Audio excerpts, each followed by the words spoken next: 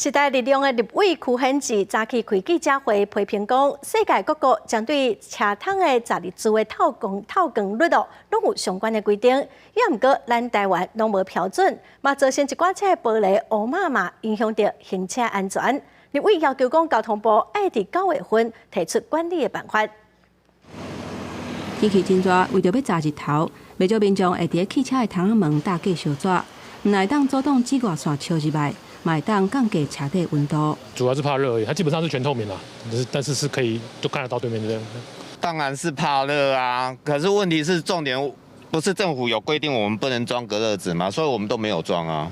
不过时代力量立委区显志批评讲，继续做通根道的立管，全球拢伫咧做，敢若有台湾甲人无共款，是用目睭看的，根本就无一个标准，嘛无立管。就以附近的新加坡、香港甲日本做例。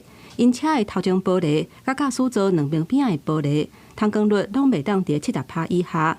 车的头前玻璃继续纸若是伤乌、袂通光，是真高发生交通事故。孕妇走在马路上被车撞死，然后小朋友走在行船线上面也被车撞到。我们想要的是说，你跟其他国家一样，驾驶从他的车内看出去。要能够最起码看清楚嘛。区显志指出，交通部长王国在今年3月伫立法院交通委员会答应讲，3个月内提出改善方案。不过到今也无看到任何的修法草案，而且全台湾有800多万架汽车，敢若按算立管9万架客停车，所以要求今年9月立法院开议进程，提出全面立管的办法甲基停。若无会要求交通部长王国在落台。若到这个进程，交通部也无回应。